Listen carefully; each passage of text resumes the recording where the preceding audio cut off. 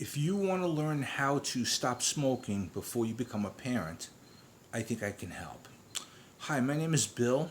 I'm an ex-smoker. I quit smoking about 15 years ago. Um, and as I remember, because I have four children and six grandchildren, and unfortunately, I was a smoker for the birth of all four of my children.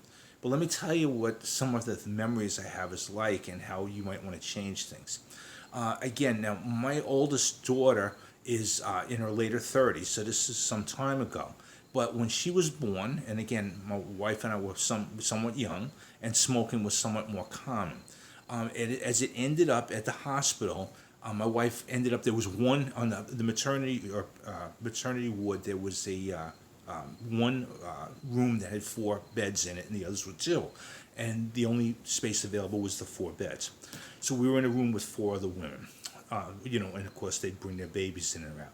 So at the time, I vividly remember that after I was in there for a period of time, I wanted to have a cigarette. So one of the nurses said they didn't have any ashtrays, but she said, I will bring you an empty soda can, and you can smoke in the room and use the soda can as an ashtray.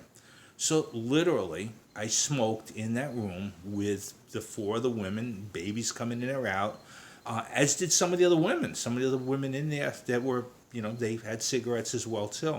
As I remember, at that time, the only rules the hospital had against smoking was you couldn't smoke in the elevators. Other than that, there were, public ashtrays in the hallways and things like that. So we've come a long ways. I remember we had the car seat was in the front seat of the car back then, and because we had a fairly large car at the time, and I remember driving home with the car seat in the middle, a proud dad, all excited about how my whole world had changed for the better. And here I am driving along and having to have a couple cigarettes on the ride home because it was probably about 45 minutes ride from the hospital. Overall, the last thing you really want to do, and for all the health reasons, and when you look into your new baby's eyes or your children's eyes for that matter, and you see all the potential and all the future and all the opportunity they have, the last thing you want to do is bring smoke into their lives at that age. I regret that I did. Over time, my children did have probably their share, more than their share, of various, nasal infections, throat infections, sinus issues. 3 out of the 4 all needed to have their tonsils taken out at one point or another. It was, I wish I could go back and do that over. Let me just tell you, it would be much better if you're going to be a first-time parent or you're planning to become parents. It is much better to quit smoking ahead of time.